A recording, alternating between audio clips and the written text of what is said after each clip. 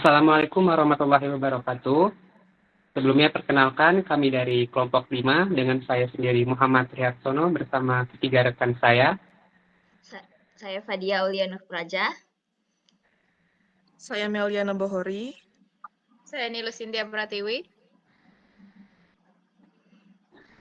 Pada kesempatan kali ini kami akan mempresentasikan terkait final project Statistika dan Sains Dasar dengan topik analisis klaster risiko obesitas dan gangguan jantung dengan metode Kemis.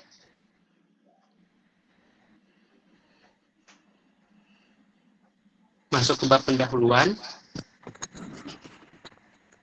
Untuk latar belakangnya, dalam era digital saat ini, data menjadi aset penting di berbagai bidang, termasuk dalam bidang kesehatan. Pertumbuhan volume data kesehatan yang pesat memberikan peluang besar untuk melakukan analisis mendalam terhadap berbagai masalah kesehatan masyarakat, mulai dari pencegahan penyakit hingga penyusunan kebijakan kesehatan.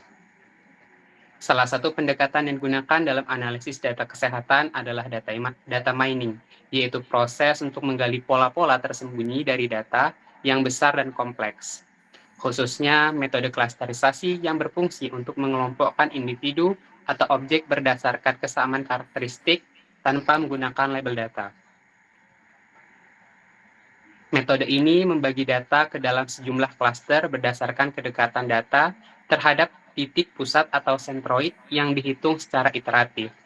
Menurut Zain 2010, dalam konteks kesehatan, K-means dapat digunakan untuk mengelompokkan individu berdasarkan kesamaan gaya hidup, kebiasaan makan, tingkat aktivitas fisik, dan faktor risiko lainnya, sehingga memudahkan pemetaan profil risiko dalam suatu populasi. Penelitian ini memanfaatkan sebuah dataset yang berisikan informasi gaya hidup dan kondisi fisik individu yang berkaitan dengan obesitas dan risiko penyakit jantung.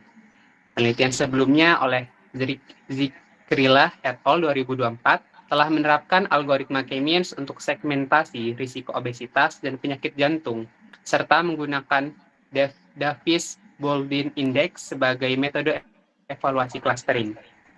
Selanjutnya, penelitian oleh Aryadi et al. 2022 menggunakan K-means untuk mengelompokkan data konsumsi kalori dan protein menurut provinsi dengan evaluasi menggunakan Davis-Baldwin Index.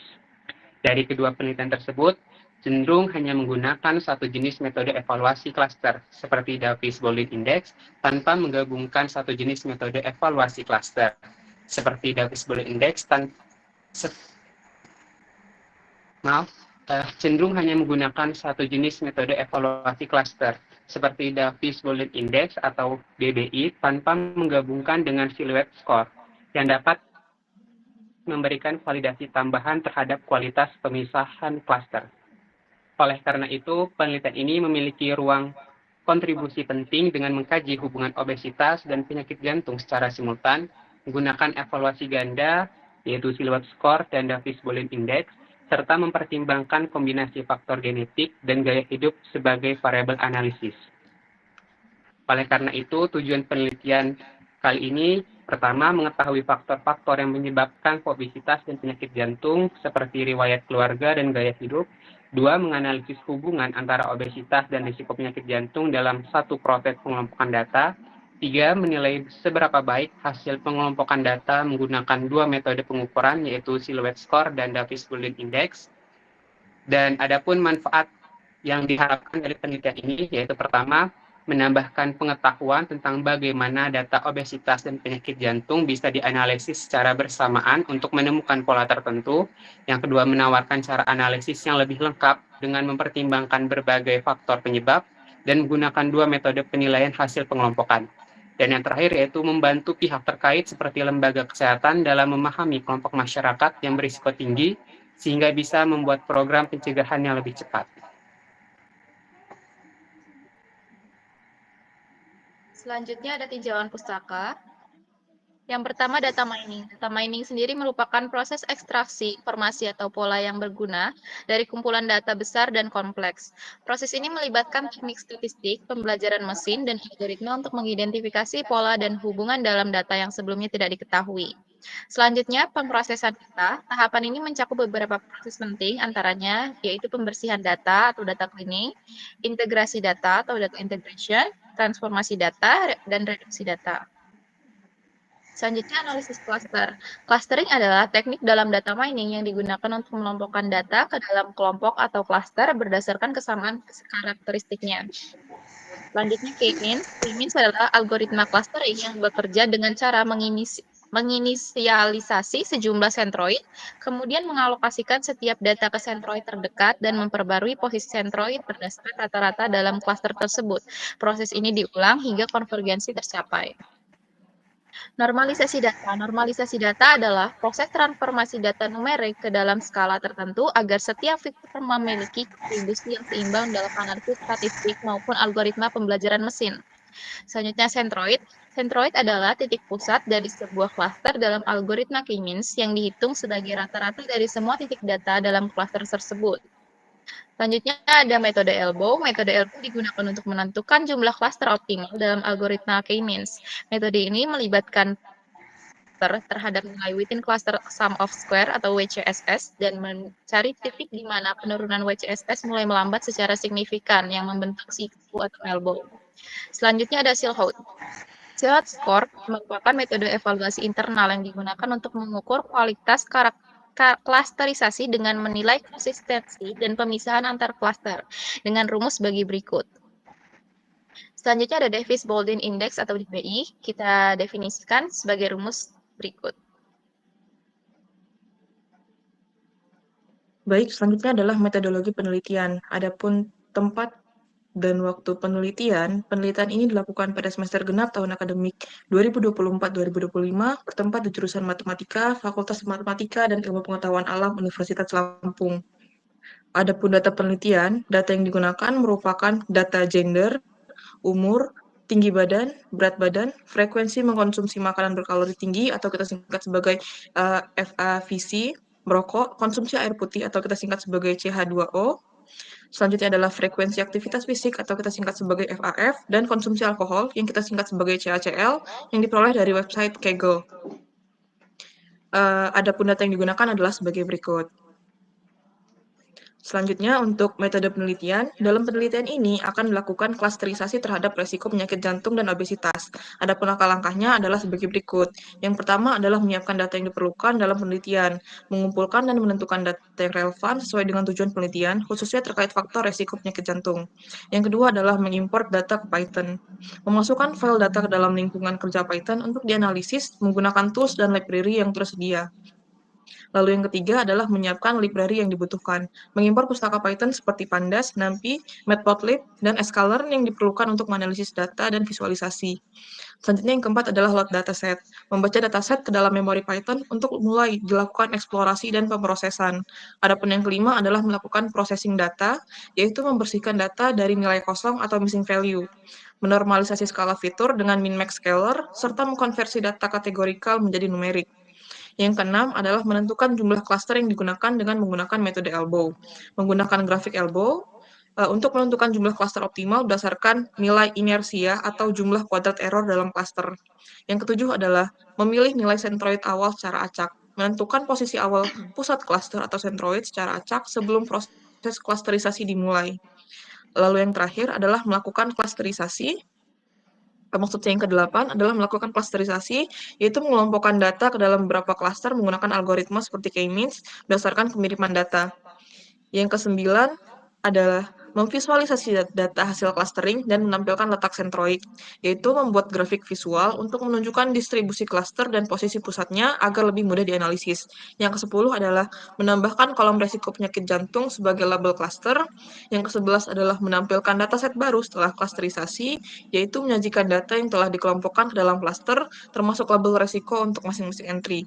Dan yang terakhir adalah mengevaluasi hasil data clustering dengan DBI score dan silhouette score serta melakukan interpretasi, yaitu mengukur kualitas dari klaster dengan indeks validasi seperti Davis-Baldwin Index atau kita singkat sebagai DBI dan silhouette score, lalu menginterpretasikan hasilnya. Baik, selanjutnya adalah bab hasil dan pembahasan.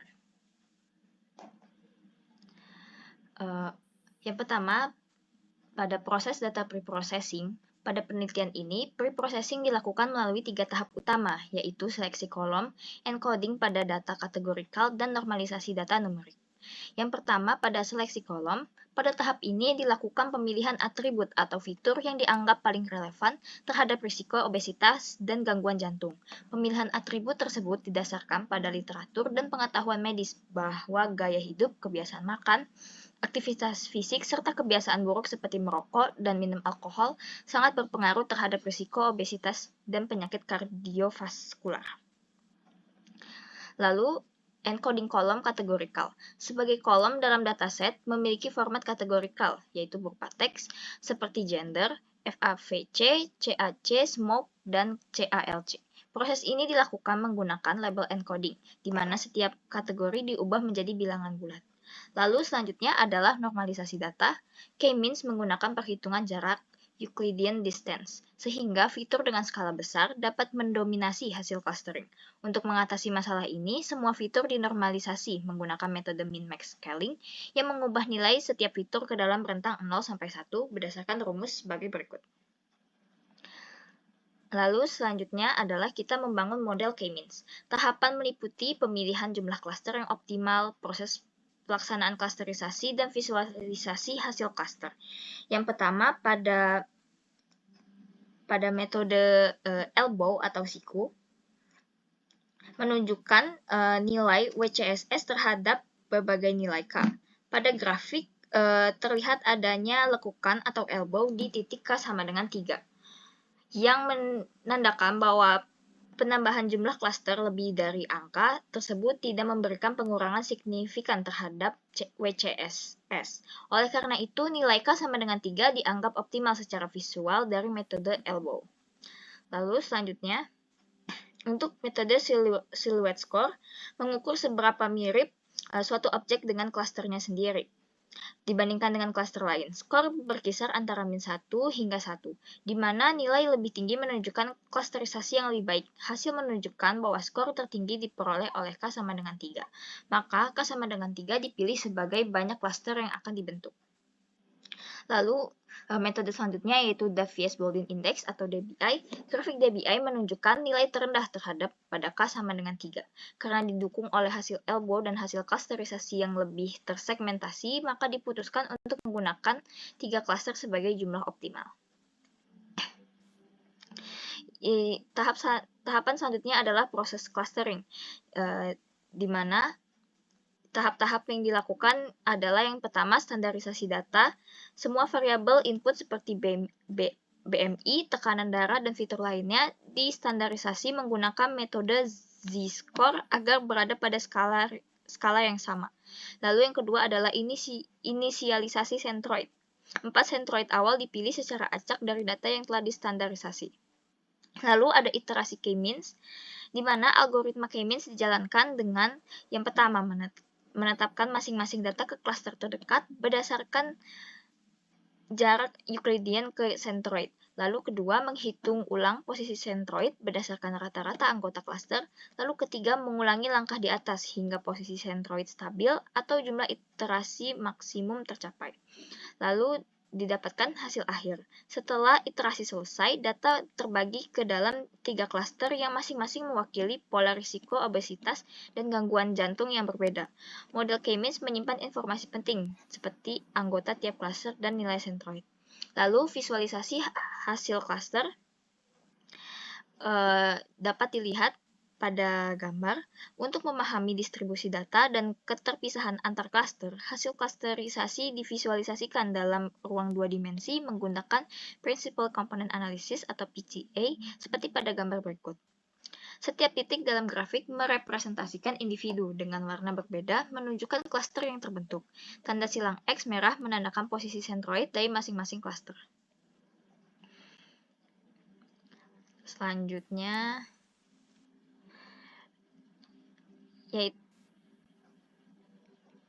Baik, selanjutnya adalah kesimpulan. Penelitian ini dilakukan dengan tujuan untuk menganalisis dan mengelompokkan individu berdasarkan risiko obesitas dan gangguan jantung menggunakan metode klasterisasi K-means, serta mengevaluasi hasil pengelompokan dengan 2 indikator internal, yaitu silhouette score dan Davies-Baldwin Index atau DBI. Dataset yang digunakan mencakup variabel-variabel penting terkait gaya hidup, kebiasaan makan, dan kebiasaan buruk yang dapat berkontribusi terhadap risiko kesehatan. Berdasarkan hasil analisis dan evaluasi, diperoleh beberapa kesimpulan utama sebagai berikut. Yang pertama adalah faktor-faktor yang mempengaruhi risiko obesitas dan gangguan jantung. Variabel seperti jenis kelamin, usia, tinggi badan, dan berat badan, kebiasaan makan, serta merokok, konsumsi air, aktivitas fisik, dan konsumsi alkohol terbukti signifikan dalam membedakan tingkat risiko obesitas dan gangguan jantung. Selanjutnya yang kedua adalah hubungan antara obesitas dan penyakit jantung. Jadi, individu dengan berat badan tinggi, konsumsi makanan berkalori tinggi, dan aktivitas fisik rendah cenderung masuk ke klaster risiko tinggi. Sebaliknya, pola hidup sehat dan aktivitas fisik mengarah pada risiko yang lebih rendah, menunjukkan keterkaitan kuat antara obesitas dan gangguan jantung. Selanjutnya kesimpulan yang ketiga adalah keberhasilan dan validasi klasterisasi. K-means optimal pada K sama dengan 3, divalidasi oleh Elbow Method, Silhouette Score, dan Davis Boolean Index. Hasil klasterisasi konsisten dan bermakna secara biologis dan perilaku. Diperkuat dengan nilai RMSSTD sebesar 0,1444 yang menunjukkan homogenitas tinggi antar anggota klaster. Adapun saran dari penelitian ini hanya memanfaatkan algoritma K-means yang berbasis partisi dan jarak Euclid. Peneliti selanjutnya dapat membandingkan hasil dengan metode lain, seperti DB-scan, hierarchical clustering, dan Gaussian mixture model atau kita singkat sebagai GMM, untuk melihat apakah model lain mampu memberikan segmentasi resiko yang lebih baik atau lebih alami, terutama pada data dengan distribusi yang tidak homogen.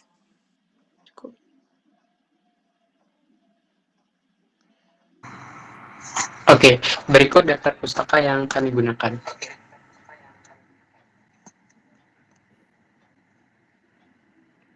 Jadi cukup sekian persentase dari kami, lebih dan kurang kami mohon maaf.